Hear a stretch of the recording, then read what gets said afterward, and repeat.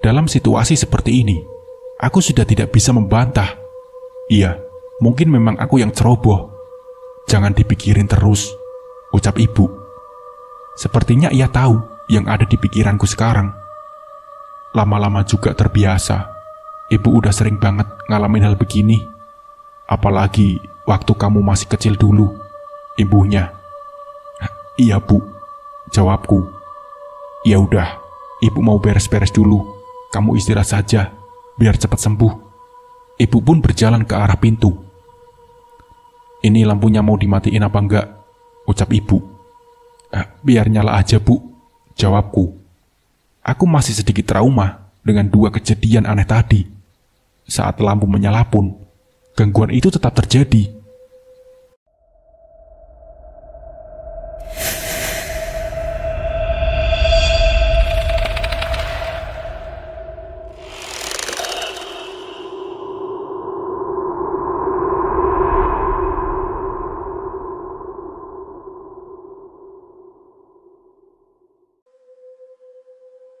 Kurai ponsel, menelpon orang kantor mengabarkan tentang kecelakaan yang kualami.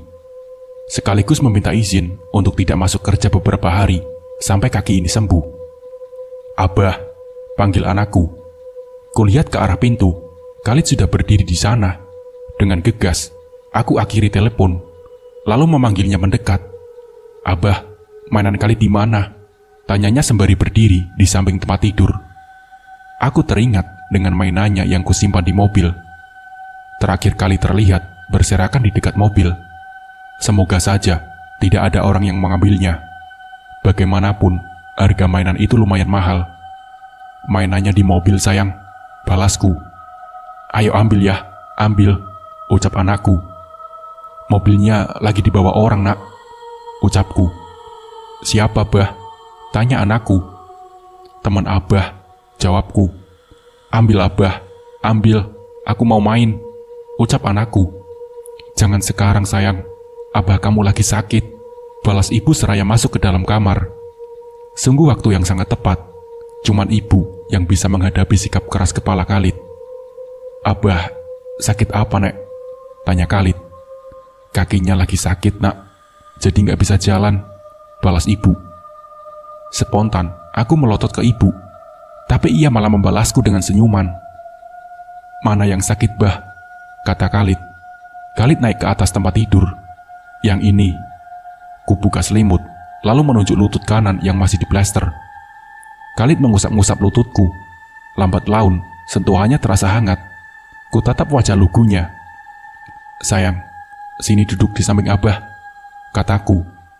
Khalid bergerak ke sampingku. Ku usap rambutnya, lalu mencium keningnya. Sayang, tadi pagi main sama siapa? Tanyaku. Dar, sahut ibu. Sepertinya ia tidak setuju aku menanyakan hal ini. Aku penasaran bu. Ibu juga penasaran kan? Ucapku. Sama teman-teman bah, balas Khalid. Siapa temannya? Tanyaku kepada Khalid. Ada banyak bah, jawab Khalid. Terus main kemana? Tanyaku lagi. Ke taman bunga bah. Ah, taman bunga? Rasanya tidak ada taman bunga di sana. Kamu di sana ngapain aja? Tanyaku. Lari-larian bah, jawab Khalid. Apa temannya ikut ke sini? Tanya ibu. Enggak nek, balas Khalid. Aku bisa bernapas lega. Ternyata kejadian aneh di kamar bukan ulah mereka. Sayang, di sini ada om atau tante serem enggak? Kataku kepada Khalid. Khalid menggelengkan kepala. Spontan, aku melirik ke arah ibu sambil berpikir kalau tidak ada makhluk halus di kamar. Lalu, kejadian tadi itu ulah siapa? Gumamku. Sayup-sayup terdengar azan berkumandang. Udah maghrib, ucap ibu. Ayo, mandi dulu Khalid, imbuhnya. Khalid pun turun dari tempat tidur, lalu berlari ke arah ibu. Sholatnya tayamum aja dar, ucap ibu. Iya bu, jawabku. Ibu dan Khalid berjalan keluar kamar, sementara aku mulai mengambil posisi untuk tayamum. Semoga dengan sholat, energi di kamar ini menjadi lebih positif dan tidak ada gangguan. Bu, teriakku. "Apa, Dar?" sahutnya. Arah suara seperti dari ruang tengah. Tak lama, ibu muncul di pintu. "Ada apa?" tanya ibu. "Badanku lengket, Bu. Pengen mandi," ucapku. "Ya tinggal mandi aja sih. Apa susahnya?" jawab ibu. Aku menunjuk kaki. "Mau mandi pakai air panas," ucap ibu. "Enggak, Bu. Melepuh, Bu," protesku. Kemudian, ibu mengambil handuk kecil, diserahkan kepadaku. Setelah selesai, ibu membawakanku makan malam. Kali ini, aku langsung menaruh nampan di atas tempat tidur. Tak mau kejadian tadi berulang. "Bu, malam ini aku boleh tidur di kamar kalian nggak?" tanyaku saat ibu datang untuk mengambil nampan. "Ngapain?" tanya ibu. "Enggak sih, atau minta kali tidur di sini saja," ucapku kepada ibu. "Kalau kamu takut, mereka semakin suka ngisengin kamu," ucap ibu seraya keluar kamar. Malam ini, terpaksa aku tidur dengan lampu menyala. Sulit memang, namun lambat laun mata ini menutup dengan sendirinya.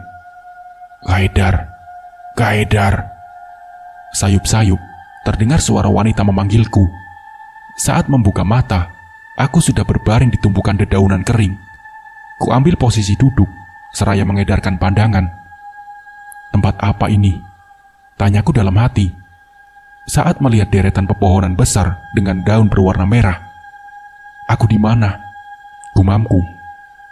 "Haidar, Haidar." Suara wanita itu kembali terdengar. Aku menoleh ke arah sumber suara itu.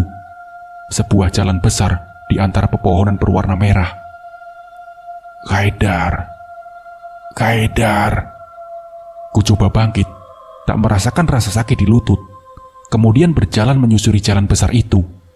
Langkahku terhenti saat dihadapkan dengan sebuah gapura tak bernama. Kayunya sudah usang, besi penyangga pun berkarat. "Haidar, Haidar." Suara wanita itu terdengar semakin dekat.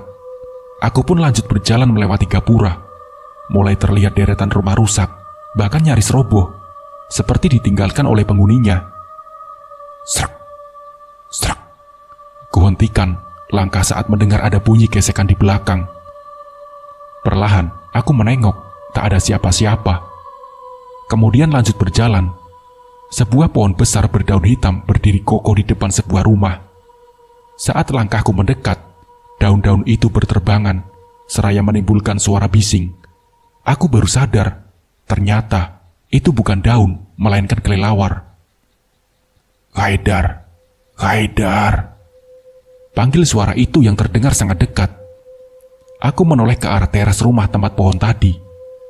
Terlihat seorang wanita sedang duduk di sana. Wajahnya cantik dengan rambut terurai. "Udah lama kamu gak main kesini," ucapnya seraya berdiri. Entah mengapa, aku seperti tersihir melihat kecantikannya. Ia berjalan menghampiriku. Hanya dalam sekejap, kami sudah saling berhadapan. "Ayo, masuk." Ia menarik tanganku. Aku tak sanggup melawan, terus mengikuti kemauannya. "Kita ngobrol kayak dulu, waktu kamu kecil," imbuhnya, terus menarik tanganku hingga mendekati teras. Pintu depan terbuka dengan sendirinya. Terlihat sebuah ruangan yang cukup gelap di baliknya. "Ayo, masuk." Ia kembali menarik tanganku. Namun, kali ini aku sanggup menolaknya. "Ayo, ayo." Genggamannya semakin keras, tapi aku tetap bergeming. "Ayo, ayo," ucap suara itu. "Enggak, enggak." Aku berontak. Seketika itu, ia menoleh kepadaku dengan tatapan yang berbeda. Kali ini lebih menakutkan. Wajahnya pucat dan matanya merah. Ku coba melepaskan genggamannya, tapi tidak bisa. "Ikut dengan saya, atau anak itu sebagai penggantinya," ancamnya. Ku hempaskan tangannya sekuat tenaga. Terlepas, kemudian berlari menjauh. "Mau kemana? Kamu mau kemana?" Ia mengejarku. Aku berlari semakin cepat. Brek! Aku terjatuh tepat di depan gapura. Suara tawanya terdengar kencang. Kamu tidak bisa lari. Aku pun berusaha berdiri. Namun tiba-tiba sebuah dorongan keras terasa di punggung, hingga membuat tubuhku tersungkur. Aku pun kesakitan. Dalam posisi duduk di tanah, aku menoleh ke belakang. Kini wanita itu sudah berubah menjadi wujud yang sebenarnya. Wujud yang pernah kulihat sebelumnya saat kecelakaan mobil. Rahmi, gumamku. Ia tertawa sambil terbang di udara. Kemudian melayang ke arahku dengan cepat. Rahmi menubruk tubuhku dengan kencang sekali. Rasa sakitnya bahkan membuatku menjerit, seraya membuka mata. Astagfirullah, astagfirullah. Aku terus beristighfar. Ternyata itu hanya sebuah mimpi. Pek! Lampu kamarku meledak. Bu, ibu, teriakku. Beberapa kali kupanggil, tapi ia tak juga datang. Kuulurkan tangan, meraba nakas untuk mengambil ponsel. Nihil, ponselku tak ada di sana. Aku beranjak dari tempat tidur, duduk di pinggirnya. Bismillahirrohmanirrohim. Ku coba untuk berdiri, walaupun lutut ini masih terasa sakit. Kemudian berjalan perlahan ke arah pintu. Aku kesakitan, berteriak saat merasakan sakit di telapak kaki. Sepertinya aku menginjak pecahan lampu. Bu, ibu, kupanggil ibu, tapi masih tak ada jawaban. Aku lanjut berjalan, tak memperdulikan rasa perih di telapak kaki, serta lutut yang semakin terasa sakit. Tepat di depan pintu, kuulurkan tangan meraih gagang pintu. Pintu pun terbuka. Bu, ibu. Aku menggedor-gedor pintu, berharap ibu mendengarnya. Bu, ibu. Tiba-tiba tercium bau anyir bercampur busuk. Mau kemana, Haidar? Ucap suara lirih di belakangku. Seketika itu, tubuh ini terasa kaku. Mulut pun tak bisa dibuka, diikuti rasa kebas di bagian leher dan wajah. Ikut, atau saya ambil anak itu, bisiknya. Kurapal doa dalam hati. Namun baru beberapa ayat, kurasakan cengkraman yang kuat di leher, hingga membuatku kesulitan bernafas. Kulanjutkan rapalan doa, walau nafas ini mulai sesak. Tiba-tiba, kaki ini seperti tak menapak ke lantai, melayang. Hanya dalam hitungan detik, tubuhku sudah terhempas ke lantai. Brr. Aku bisa merasakan rasa sakit yang luar biasa di daerah punggung dan kepala. Tak lama, semuanya menjadi gelap. Aku terbangun di sebuah kamar dengan lantai kayu. Kondisinya begitu kotor, tak terawat. Dinding yang sudah menghitam, ditambah beberapa perabotan kayu yang sudah lapuk. Sarang laba-laba di langit-langit, menambah suasana kamar menjadi menyeramkan. Kamar siapa ini? Gumamku. Aku bangkit dan berdiri. Kemudian berjalan ke arah pintu. Kubuka pintu. Di depanku sudah ada Rahmi yang sedang duduk di kursi. Kamu sudah bangun? Tanyanya. Walau wajahnya sedang tidak terlihat menyeramkan, aku tetap menjaga jarak darinya. Aku ada di mana? Tanyaku. Di rumah saya, ucap Rahmi. Di rumah Rahmi? Bagaimana mungkin? Terakhir kali aku ingat sedang tidur di kamar. Jangan-jangan aku sudah meninggal. Apa aku sudah meninggal? Tanyaku kepada Rahmi yang sedari tadi duduk dengan santainya. Bisa dibilang begitu, ucap Rahmi. Apa kamu yang membunuhku? Tanyaku. Bisa dibilang begitu, jawab Rahmi. Seketika itu, aku terduduk di lantai. Tangisku pecah memikirkan Khalid dan ibu. Tidak perlu memikirkan anak itu, ucap Rahmi. Ku tatap wajahnya dengan sorot mata marah. Kamu pasti akan mencelakai Khalid, tanyaku. Sudah, tidak perlu. Kamu sudah ada di sini sebagai penggantinya, ucap Rahmi. Kenapa kamu terus meneror keluargaku? Ucapku. Seharusnya kamu sudah tahu itu, jawab Rahmi. Tapi kamu sudah mengambil nyawa ayah dan kakek, ucapku. Mereka mati bukan karena saya, jawab Rahmi. Lantas, siapa lagi kalau bukan kamu? Ucapku. Ayah kamu datang ke sini bersama teman-temannya. Mereka melakukan hal yang tidak baik di sini. Sampai sekarang, saya masih ingat suara tawa mereka menertawai kutukan yang saya berikan. Sampai salah satu dari mereka mengencingi tempat tidur saya. Jadi, sudah sepantasnya saya marah dan membalas dendam, ucap Rahmi. Kenapa harus dengan merenggut nyawa mereka? Tanyaku lagi. Siapapun yang masuk ke sini akan bernasib sama dengan saya, yaitu mati. Mereka tidak percaya dengan ancaman saya, maka sudah jadi kewajiban saya untuk membuat mereka percaya. Jawab Rahmi. Jika memang begitu, kenapa kamu masih meneror kami? Bukannya ayah sudah membayar dengan nyawanya? Tanyaku. Saya sudah bilang, dia mati bukan karena saya. Untung saja ada nyawa pengganti dari ustadz itu. Kalau tidak, saya akan membunuh ayahmu, jawab Rahmi lagi. Jika sudah ada nyawa pengganti, kenapa kamu masih meneror kami? Tanyaku lagi. Saya rasa kamu tidak perlu tahu itu, jawab Rahmi. Aku bangkit, lalu mendekatinya. Saat akan memukulnya, tiba-tiba tubuhku terpental jauh hingga membentur tembok. Ini rumah saya. Kamu tidak akan bisa apa-apa, ucap Rahmi. Ku coba berdiri dan kembali mendekatinya, melakukan hal yang sama. Tapi lagi-lagi tubuhku terpental. Rahmi pun tertawa puas. Sebaiknya kamu harus terbiasa tinggal di sini, ucap Rahmi.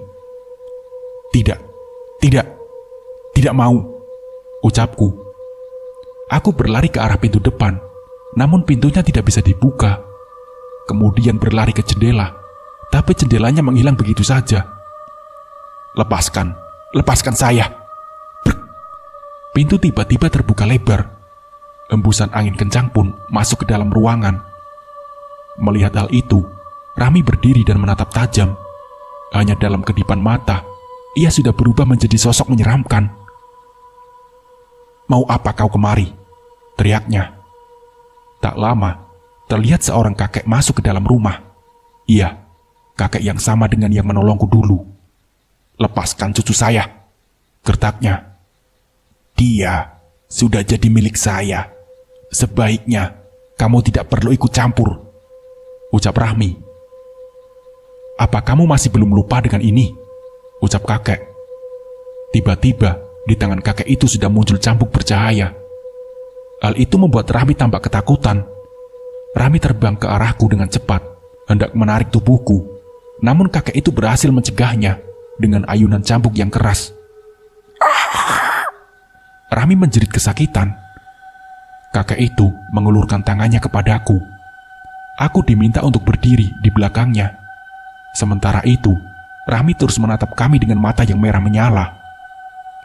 Jika kamu membawanya pergi, maka saya tidak bisa menjamin keselamatan anak itu, ancamnya. Kalau sampai kamu sentuh anak itu, maka kamu harus berhadapan denganku, balas kakek, sembari menarik tanganku keluar dari rumah Rahmi.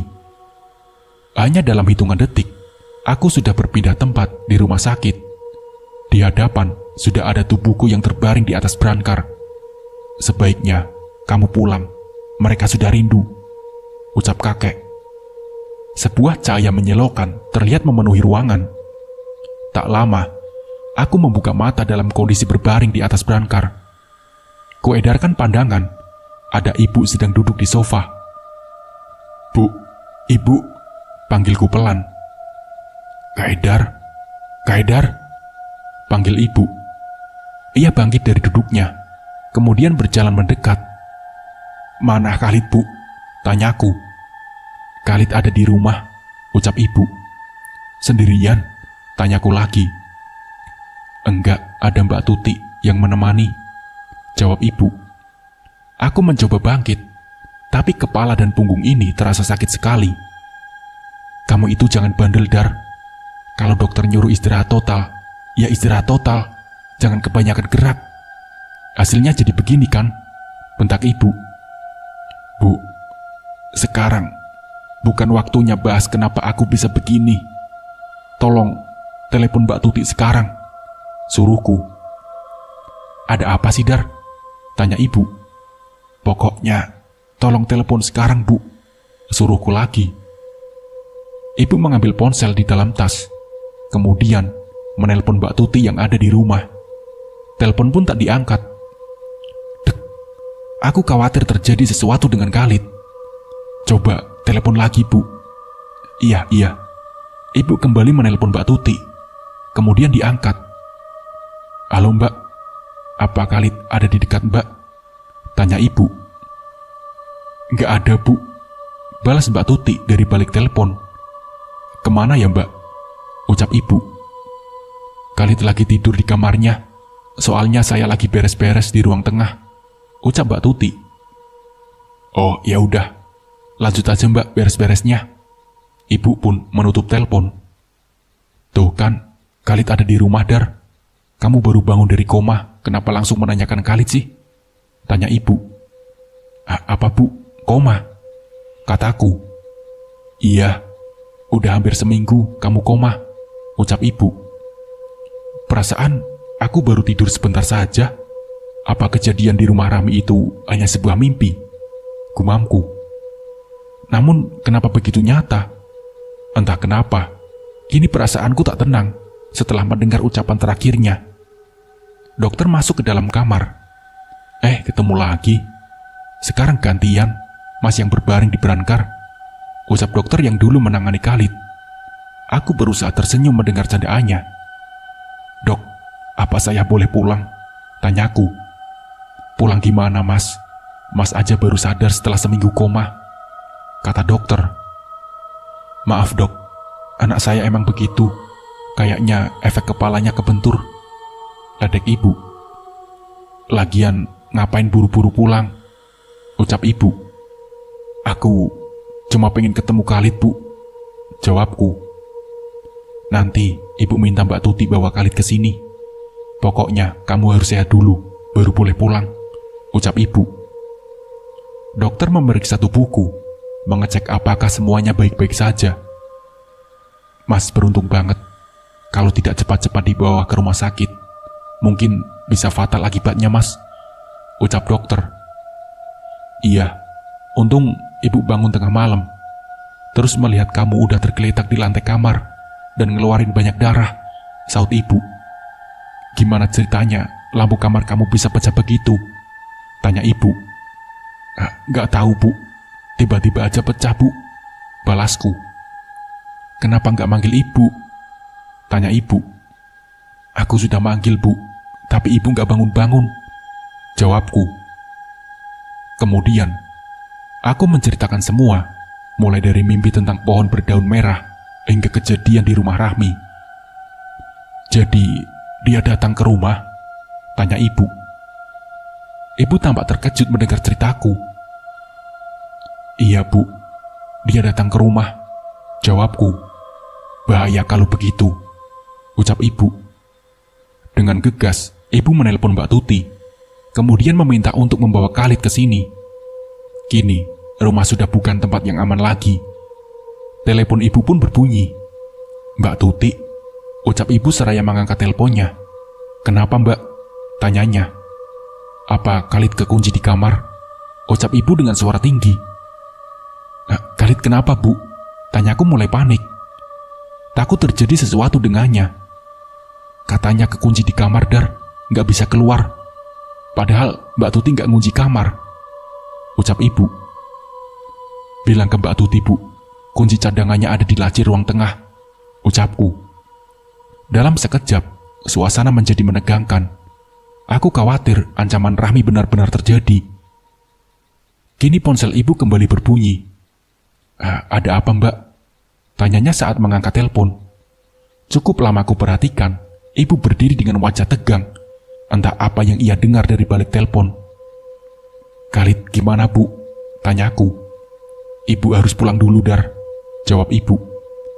"Ibu belum jawab Khalid di mana?" tanyaku. Kini aku bertanya dengan suara meninggi. "Khalid masih kekunci di dalam kamar, Dar," balasnya seraya berjalan keluar kamar. "Ibu pulang dulu, nanti balik lagi," ucap ibu. Ingin rasanya aku bangkit, tapi tidak bisa. Sekarang hanya bisa pasrah, sambil berharap Khalid baik-baik saja. Lama sekali aku tersiksa dengan perasaan tak menentu ini. Ibu dari tadi belum datang juga, membuat kekhawatiranku semakin bertambah. Apa yang terjadi di rumah? Pintu kamar terbuka. Ada harapan itu adalah ibu dan Khalid. Namun, harapanku pupus saat melihat seorang wanita berseragam serba putih masuk ke dalam. Ternyata, perawat yang membawa makanan. Entah apa yang diberikan perawat itu, hingga membuat mataku terasa begitu berat. Aku berusaha bertahan tetap sadar. Tapi semakin lama, rasa kantuk semakin menjadi-jadi, hingga tak terasa aku pun tertidur. "Abah, Abah," terdengar suara Khalid memanggilku. Kubuka mata. Kamar sudah penuh dengan asap putih. Terlihat ada seberkas cahaya dari arah pintu. "Abah, Abah," ia kembali memanggilku. "Khalid, Khalid." Aku mencoba beranjak dari brankar, tapi tidak bisa. Tubuh ini terikat. Sejak kapan mereka mengikat kaki dan tanganku? "Suster, suster, dokter," panggilku. "Abah, Abah," suara Khalid kembali terdengar. "Abah, Abah." Semakin lama semakin menjauh. "Khalid, Khalid," aku berteriak kencang. Brrk, terdengar suara pintu dibanting keras. Sontak membuatku terbangun dari tidur dengan jantung berdegup kencang. Dar, ucap ibu yang sudah ada di hadapanku. "Kamu gak apa-apa? Tadi tidur sambil teriak," ucap ibu. Kuedarkan pandangan mengamati ruangan. "Khalid di mana, Bu?" tanyaku. "Khalid ada di rumah sama Mbak Tuti," jawab ibu. Setelah itu, aku pun tertidur. Dan dalam tidurku, kembali terdengar Khalid memanggilku. Ku buka mata, ternyata ada di dalam kamarku. Pintu kamar terbuka dengan sendirinya. Terlihat ada bayangan hitam melintas dengan cepat. "Abah, Abah," suara Khalid memanggilku. Sontak, aku beranjak dari tempat tidur, kemudian berjalan keluar. "Khalid, Khalid," panggilku, seraya berjalan melewati lorong ke arah kamarnya. "Abah, Abah." Ku percepat langkah menuju kamarnya. Pintu kamarnya terkunci. Ku panggil Khalid sambil mengetuk pintu, tapi tak ada jawaban.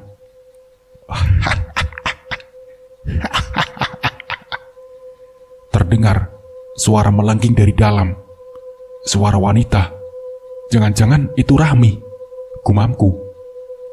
Spontan, aku dobrak pintu itu dengan sekuat tenaga. Pintu itu terbuka. Kini, aku bisa melihat Khalid sedang berdiri di dekat tempat tidurnya. Tepat di belakangnya ada Rahmi yang sedang memegang tubuh dan menutup mulut Khalid.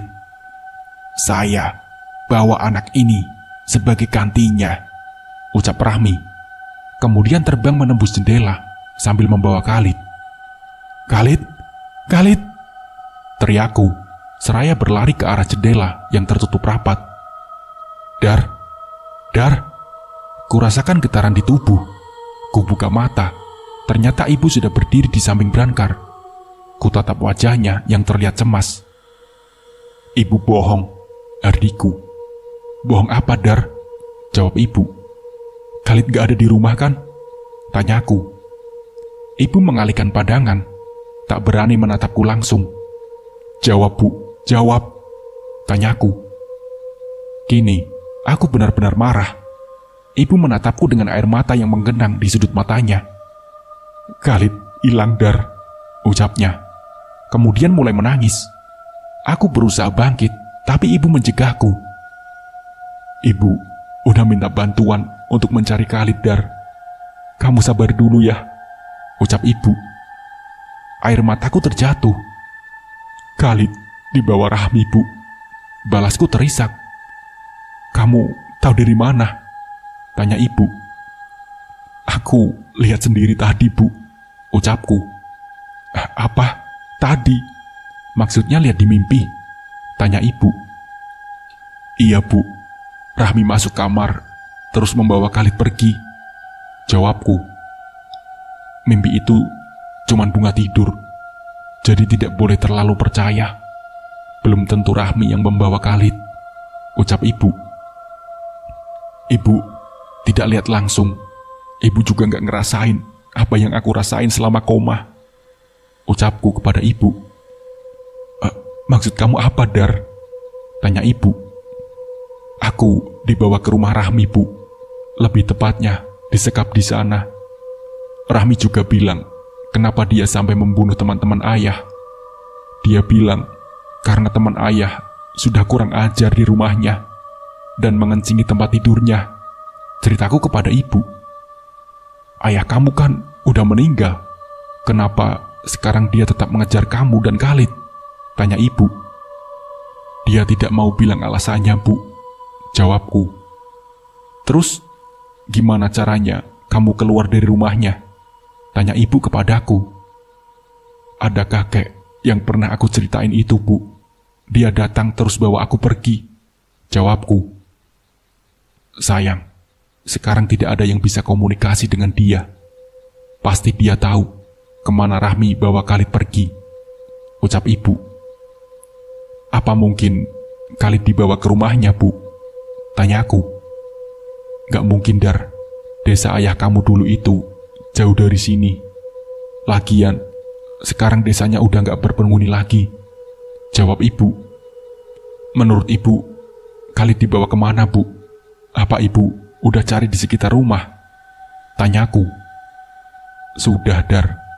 Ibu sampai minta bantuan Ustadz buat mencari, tapi Khalid gak ketemu, Dar," jawab ibu. Keesokan harinya, ibu pamit pulang. Ia mau bersiap-siap untuk pergi ke desa Tegalrejo, desa tempat kelahiran ayah di dekat gunung. Sementara aku hanya bisa mendoakan ibu agar bisa menemukan Khalid di sana. Sayangnya, aku malah mendapatkan kabar buruk. Khalid tidak ditemukan di sana. Rumah Rahmi pun sudah rata dengan tanah. Lalu kemana Rahmi membawa Khalid pergi? "Abah, main," ucap Khalid seraya berlari-lari di ruang tengah. Sementara aku duduk di sofa sambil mengamati gerak-geriknya. "Abah, Abah," panggilnya lagi. Tak terasa bulir-bulir bening jatuh dari sudut mataku. Entah kenapa, ingatanku tentangnya tak juga menghilang. Padahal ini sudah hampir 2 tahun ia menghilang. Selama ini, aku sudah berusaha mencarinya. Mulai meminta bantuan ustadz, kiai, atau orang-orang yang dulu pernah tinggal di desa Tegalrejo. Namun hasilnya nihil. Khalid benar-benar menghilang tanpa jejak. Ada yang bilang Khalid dibawa oleh Rahmi ke puncak gunung. Ada juga yang bilang ia disembunyikan di rumahnya. Entahlah, aku sudah beberapa kali pergi ke desa mati itu, tapi tak ada sedikit pun petunjuk. "Abah, Abah." Khalid berdiri di depanku, seraya mengembangkan senyumnya. "Jangan nangis. Sekarang, aku sudah bisa main sama teman-teman, Bah," ucap Khalid. Kemudian, ia menghilang dari hadapanku. Hampir beberapa bulan sekali, aku kembali ke rumah ini, hanya untuk melihatnya dan mendengar ucapannya yang selalu sama. Walaupun raganya kini tak bisa kusentuh, tapi dengan melihatnya tersenyum saja, aku sudah senang. Setidaknya, ini sudah mengobati luka di hati yang tak kunjung sembuh. Dar, panggil ibu, mengganggu lamunanku. "Iya, Bu," balasku. Kuseka air mata, seraya berdiri. "Ayo, pulang, Dar," ajaknya. Aku melangkah keluar dari rumah yang tak lagi bisa kuhuni karena terlalu banyak kenangan Khalid di sana. Lalu kututup pintu. "Kamu mau sampai kapan begini terus, Dar?" tanya ibu. "Hari ini terakhir, Bu. Soalnya rumah sudah ada yang mau beli," jawabku. "Kamu beneran mau jual rumahnya?" tanya ibu. "Iya, Bu. Daripada rumahnya kosong," jawabku. "Ibu dukung apapun keputusan kamu, Dar," jawab ibu. "Makasih, Bu. Makasih," jawabku kepada ibu. Kami pun melangkah masuk ke dalam mobil. Kubuka jendela samping, seraya menatap rumah untuk terakhir kalinya. "Abah, Abah!" Kulihat Khalid berdiri di teras, melambaikan tangan ke arahku. Mungkin itu ucapan perpisahan darinya. Nah, seperti itulah ceritanya. Terima kasih buat kalian yang sudah menonton dari part 1 sampai terakhir. Semoga dari cerita ini kita bisa mengambil hikmah dan pembelajarannya. Mungkin cukup sekian dari saya. Wassalamualaikum warahmatullahi wabarakatuh.